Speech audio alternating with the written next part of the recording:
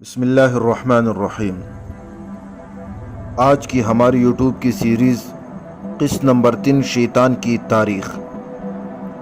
السلام علیکم ورحمۃ اللہ۔ دنیا کی سب سے بڑی جنگ کون سی ہے؟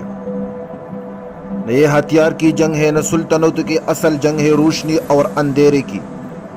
ایک طرف انبیاء و رسول ہے جو انسان کو جنت کی طرف بلاتے ہیں، دوسری طرف ہے ایک دشمن جو کبھی تکتا نہیں، کبھی ہارتا نہیں، اور وہ دشمن ہے شیطان۔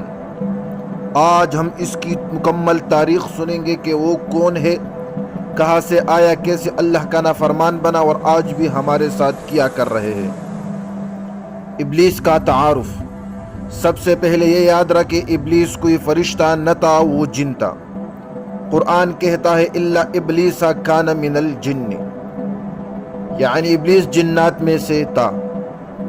فرشتے نور سے بنے ہیں، ان کے اندر نافرمانی کا تصور ہی نہیں، لیکن جنات آگ سے بنے ہیں، ان کے پاس اختیار ہے، وہ نیک بھی ہو سکتے ہیں اور نافرمان بھی۔ ابلیس شوروں میں بہت عبادت گزار تھا، یہاں تک کہ فرشتوں کے صفوں میں کھڑا ہوتا، لیکن یاد رکھے وہ جن تھا، اور یہی فرق ایک دن سب کچھ بدلنے والا تھا۔ حضرت آدم علیہ السلام کو سجدہ۔ جب اللہ نے آدم علیہ السلام کو پیدا کیا، مٹی سے ایک پکر بنایا، اس میں روح پھونکی، پھر حکم دیا فرشتوں آدم کو سجدہ کرو۔ سب نے سجدہ کیا، لیکن ایک نے انکار کر دیا، وہ تھا ابلیس۔ قرآن کہتا ہے ابا واستکبر وکان من الکافرین، یعنی اس نے انکار کیا، تکبر کیا اور کافروں میں سے ہو گیا۔ یہاں سے اس کی اصل حقیقت ظاہر ہوئی۔ اللہ نے پوچھا تجھے کس چیز نے روکا؟ ابلیس نے کہا انا خیر منہ خلقتنی من نار وخلقتہ من طین، یعنی میں اس سے بہتر ہوں، مجھے آگ سے بنایا، اسے مٹی سے۔ یہ جملہ اس کی بربادی کا اعلان تھا، یہ پہلا تکبر تھا، یہ پہلا حسد تھا۔ یاد رکھے اللہ کے نزدیک کے سب سے بڑا گناہ ہے تکبر۔ رسول اللہ صلی اللہ علیہ وسلم نے فرمایا جس کے دل میں رائی کے دانے کے برابر بھی تکبر ہوگا وہ جنت میں نہیں جائے گا۔ ابلیس کا جرم یہی تھا۔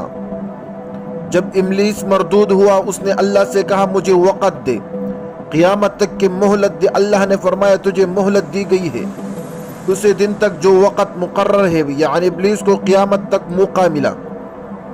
اب وہ وقت کھلے میدان میں ہے اور انسان اس کا سب سے بڑا ہدف ہے۔ ابلیس کی اولاد اور لشکر۔ کیا آپ جانتے ہیں ابلیس اکیلا نہیں ہے، اس کے نسل ہے، اس کی لشکر ہے۔ حدیث میں آتا ہے ابلیس اپنے تخت پانی پر رکھتا ہے، پھر اپنے لشکر بھیجتا ہے۔ اس کے بیٹے مختلف کاموں پر مقرر ہوتے ہیں، ایک قتل و خون کرواتا ہے، ایک فحاشی پلاتا ہے، ایک جھگڑے کرواتا ہے، ایک گھروں کا سکون برباد کرتا ہے، ایک بازاروں میں دھوکہ دہی کرواتا ہے۔ لیکن یاد رکھے ابلیس سب سے زیادہ خوش ہوتا ہے جب وہ میاں بیوی میں جدائی ڈلواتا ہے۔ جب ابلیس کو نکالا گیا، اس نے اللہ کی قسم کھی فَبِعِزَّتِكَ لَأَغْوِيَنَّكَ أَجْمَعِينَ إِلَّا عِبَادِكَ الْمُخْلَصِينَ، یعنی تیرے عزت کی قسم میں سب کو بہکاؤں گا سوائے تیرے خالص بندوں کے۔ یعنی یہ جنگ ختم نہیں ہوگی جب تک دنیا باقی ہے۔ شیطان کا طریقہ کار کیا ہے؟ دل میں وسوسے ڈالنا، برائی کو خوبصورت دکھانا، چھوٹے گناہ پر راضی کرتا ہے، پھر بڑے کی طرف لے جاتا ہے، نیکی کو مشکل، گناہ کو آسان بنا دیتا ہے، انسان کو اللہ کی رحمت سے مایوس کرتا ہے۔ قرآن کہتا ہے الذی یوسوس فی صدور الناس، یعنی جو لوگوں کے دلوں میں وسوسے ڈالتا ہے۔ سائنس اور ایگو سائیکولوجی۔ آج کی نفسیات بھی یہی کہتا ہے انسان کے اندر ایک انا ہے، یہ انا اگر قابو میں ہو تو پیدا دیتی ہے، لیکن جب یہ بڑھ جائے تو انسان کو برباد کر دیتی ہے۔ تکبر انسان کو اندھا کر دیتا ہے، حسد دل کو بیمار کر دیتا ہے، انا حقیقت کو بلا دیتی ہے۔ یہی ابلیس کے زوال کی جلتی اور یہی انسان کے زوال کی بھی جڑ ہے۔ ہمارے لیے سبق۔ تو بھائیو، شیطان کی تاریخ ہمیں کیا سکھاتی ہے؟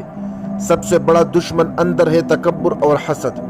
شیطان کی سب سے بڑی کامیابی یہ ہے کہ وہ ہمیں اپنی موجودگی بلا دے، جو اللہ کے ذکر، قرآن اور نماز سے جڑ جائے، شیطان ان پر قابو نہیں پا سکتا۔ قرآن میں اللہ نے کہا ان کید الشیطان کان ضعیفا، یعنی شیطان کی چال کمزور ہے۔ میرے پیارے بھائیوں اور دوستوں، یہ جنگ آج بھی جاری ہے۔ شیطان تکنے والا نہیں، وہ اپنی قسم پوری کرنے میں لگا ہے، لیکن یاد رکھے جو اللہ کے خالص بندے ہیں وہ محفوظ ہے۔ تو آئیے ہم اپنے انا کو توڑے، تکبر اور حسد کو ختم کر دیں اور اللہ کے قریب ہو جائیے۔ یہی شیطان سے جیتنے کا واحد راستہ ہے۔